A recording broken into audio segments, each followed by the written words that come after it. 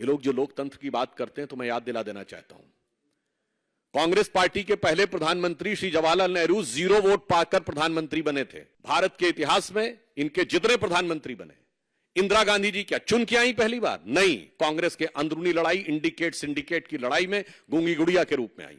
स्वर्गीय राजीव गांधी जी का चुन के आए? नहीं, इंदिरा जी की दुखद हत्या से उपजी परिस्थितियों के कारण बनाए गए। भारत के राजनीतिक इतिहास में लोकतांत्रिक ढंग से अगर किसी पार्टी के 2 ही प्रधानमंत्री चुन के आए, जो जनता के सामने हमने रखा यह प्रधानमंत्री होना चाहिए और जनता ने चुन के कहा यही प्रधानमंत्री होना चाहिए, एक श्री अटल बिहारी वाजपेयी और एक Shri Narendra Modi.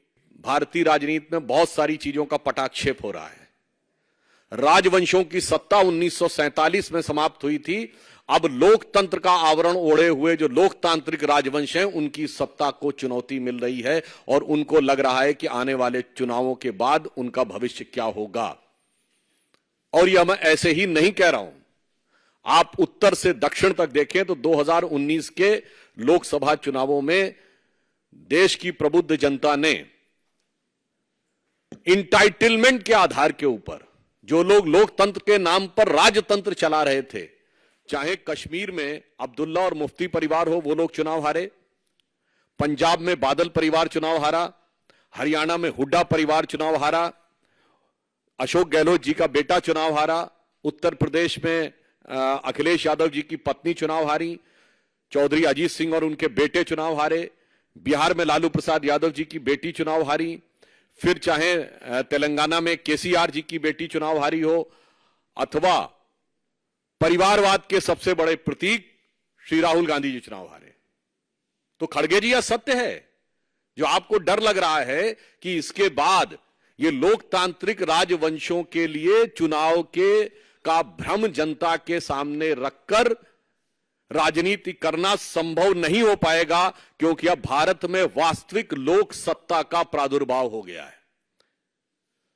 So what ever Shri खड़गे जी saying, it is real meaning is that those dynastic politics under the garb of democracy, which is continuing, which has been totally discarded by voter in the last election, now seems towards an eclipse, and the true emergence of true democracy is there in the offing, जिसमें भारत के सभी युवा और सभी मतदाता, जो प्रधानमंत्री जी ने कहा है, भारत का गरीब, भारत का किसान, भारत की महिला और भारत का युवा अपनी शक्ति के साथ उभर कर सामने आ रहा है।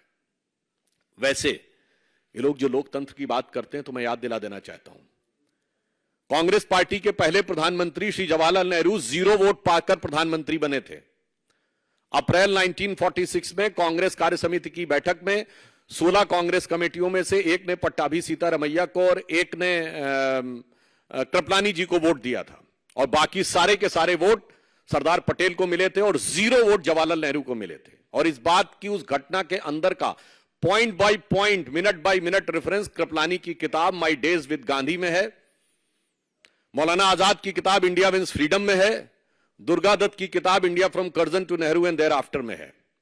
और जो अंतिम प्रधानमंत्री हुए, हो सकता है कि वो व्यवहारिक दृष्टि से कांग्रेस पार्टी के अंतिम ही प्रधानमंत्री भविष्य के लिए सिद्ध हों, doctor Manmohan Singh, the accidental prime minister, उनको कोट कर रहा हूं। प्रणब मुखर्जी जी की पुस्तक का विमोचन करते समय सोनिया गांधी जी की उपस्थिति में स्वयं डॉक्टर मनमोहन सिंह जी ने कहा कि जब मुझे प्रधानमंत्री बनने के लिए कहा गया तो मैं प्रणब दा के पास गया, मैंने कहा प्रणब दा आप मुझसे अधिक योग्य हैं।